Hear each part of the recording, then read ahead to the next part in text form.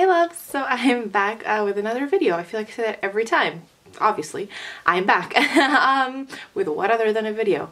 I'm rambling today. I don't know why. It feels like it's been a really long time since I've been here in front of the camera, even though it's only been a week. So anyways, in the quest for what do I replace my Holy Grail Chanel foundation with, I'm testing a new foundation for you guys today.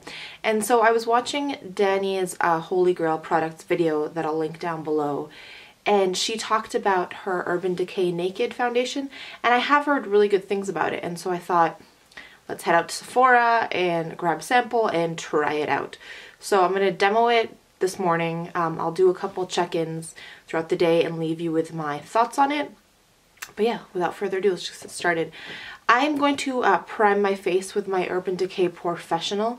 And I know when I did my Guerlain foundation, I didn't use a primer just because I'd said that my mom had used it without a primer and it worked well for her. My skin has been acting funny, has been like breaking out a little, and you can see it's a little red. So I think I'd prefer to just give it an added layer between it and the foundation. I mean, it's a good idea in general to prime your face before foundation just to sort of help avoid breakouts and what have you. So yeah, you don't have to use this one obviously, but whatever works for your skin, priming really does help. I haven't been wearing foundation most of this week just because I have this giant breakout right here that when it started on Monday literally looked like someone had shivved me in the face, and I was like, well, I wish I had like a good story to tell, like I was like out fighting for like honor or whatever and I got shivved in the face, but it was like, no, I just went to sleep and woke up with this giant mark all over my face. So no foundation this week, but since today is the first time I'm gonna put foundation on, let's put some primer on.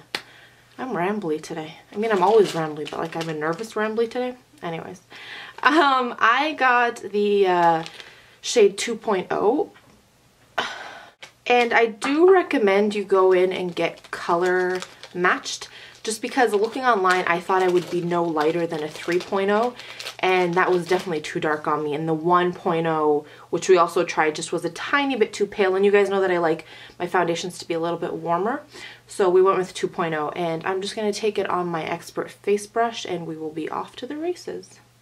So I just think I should show you. It is super runny as a foundation, which is interesting. So I'm just going to dab it on my face. Like you can see, it is a pretty good match. I don't like to carry more than one foundation at a time. I mean, I've only been wearing makeup really for 9 months now. But I just, in general, products that I could keep only one of, I like to do like one mascara at a time, one primer at a time, what have you. And so I've only been keeping one foundation, but because I thought to myself, I wear really high SPF on my face and I don't tan my body, so I don't really need a summer shade and a winter shade. But I have been really super wrong about that. So this is my, well, Real Techniques Expert Face Brush. I have found that my Chanel foundation, while I really like it, and again, I can fake it because there's not like a distinct difference in color between my neck and my face, it is really dark for me right now. So a part of me wants to just finish it before I buy something else, but then another part of me is like, you're wearing a shade that's probably at least a shade too dark for you. You need a winter color shade for you. So I might end up just... I've got this one to try out, and then when I was at Sephora I also picked up the Estee Lauder Double Wear. So I want to try that one out, and then I think I'll make a decision. So far I'm really liking the Guerlain one the most, the Lingerie de Peau. I'll link that first impressions video down below if you haven't seen it. But so far that one's my front runner. Although I have to say, this guy is really nice. So it is applying super, super lightweight. It's blending really nicely. It doesn't really have a smell at all. And I am quite liking it.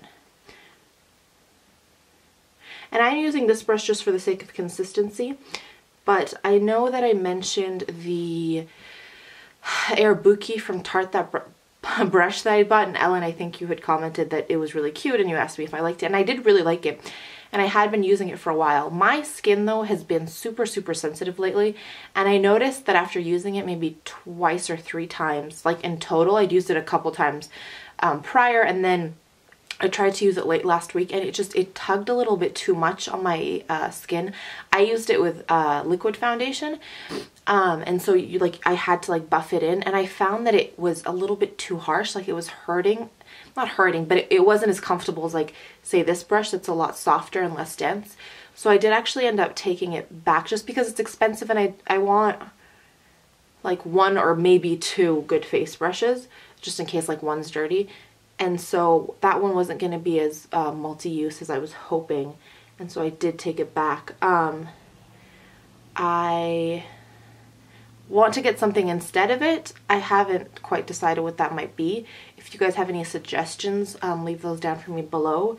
I've been eyeing the Marc Jacobs brush because I don't actually own anything from that line, so let me know if you guys would like me to try that one out next. I'll go and like see it in stores and make sure that it's soft enough, but if you guys like it or you would like to see a review on it, that might be the one I try out next. Okay, I'm gonna stop blending because I think we're good. Okay, I think we're good. I am going to go do the rest of my makeup, and I'll check back in with you guys and let you know. But so far I'm really enjoying it, and it gives a really nice soft coverage. I'd say it's about a medium coverage. It's probably a little bit buildable. It is very liquid, so it's probably buildable, but not like a full coverage finish. I've been rambling. I'm gonna go do my makeup and I'll be back. And we're back. So I guess I didn't actually show you what time it was when we started. It was about 11, and it is now 12:24. I just did my makeup playing around with a look that will hopefully go up on Thursday. It's like my next Disney princess look, so we're doing Ariel this week, and that's what this is, with a different lip combo. But yeah, I just wanted to check in. I'm still really enjoying this foundation.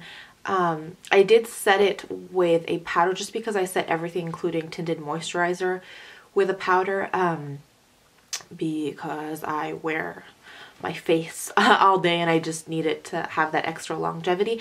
I didn't use my Guerlain finishing powder on it just because I didn't want to get that airbrush look and think, oh, maybe it's the foundation giving me this airbrush look. I wanted to see what it would feel like. Hopefully you can tell, but it's still wearing really nicely. My face is giant when I get up this close. I have no complaints. One thing I don't think I mentioned earlier, because I don't know why I was super stressed out, is it's $39 US, 45 Canadian.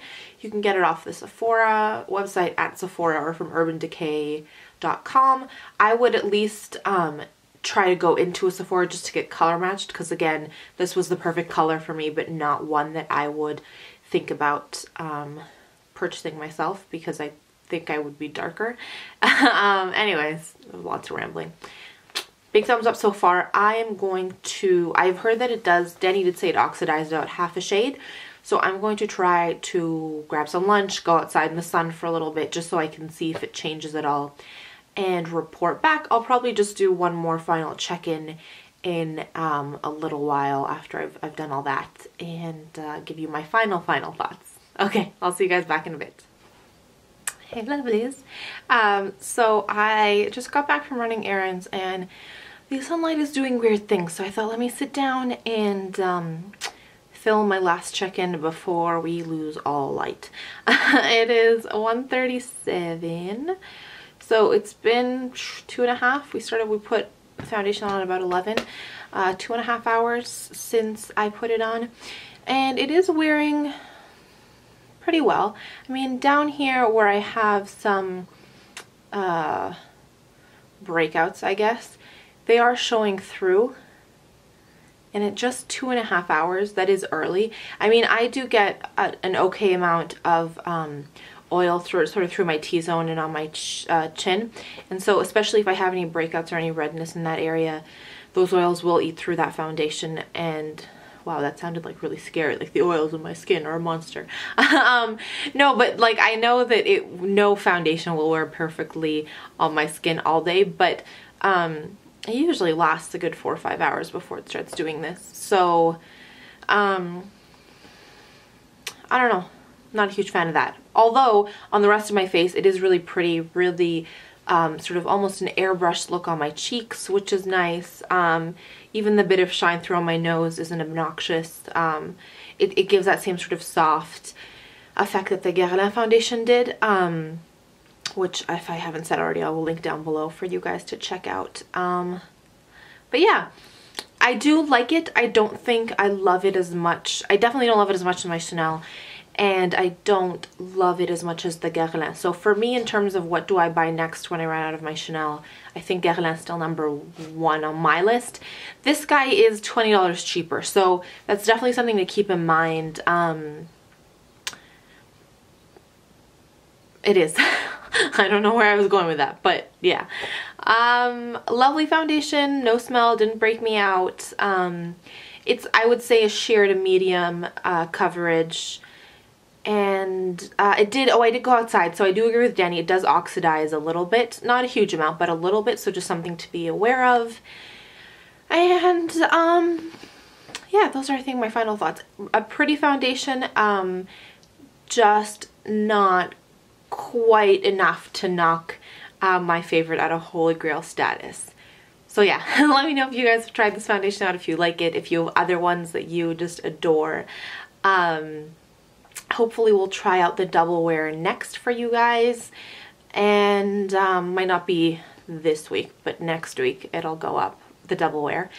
And yeah, that's it. Let me leave you my 3 points of positivity for the day. The first one has definitely got to be, I think I talked about how cold it is outside, like there's frost building up on my window, it's bad. But before this whole cold spell hit us, I got to go out for a nice, long run outside and just take advantage of the beautiful weather before it turned on us. The second thing making me smile today has got to be a lunch I had out by myself last weekend. Just sort of sat by my own with a good book by myself, with a good book, and just had some me time, which was really lovely and something I got to do a lot more of when I was in school. And yeah, that was great. And then the third thing that I'm grateful for is my sweet little cousin asked me for recommendations on what makeup to buy next. She just celebrated her birthday and got a bunch of Sephora and like Visa gift cards and wants to buy makeup, but trusted my opinion and like sat and like showed me what she was looking at, what my thoughts are. I always feel so humbled when anyone asks me for makeup recommendations. I don't know why, I just really am. So it just made me really happy that she valued and trusted my opinion that way. Let me know what you guys are grateful for. What's making you smile? Let's share in that positivity. And I'm gonna stop rambling and send you tons of love, hoping you guys are having amazing days, and leaving you by reminding you that life is just too short to wear boring lipstick. Bye guys.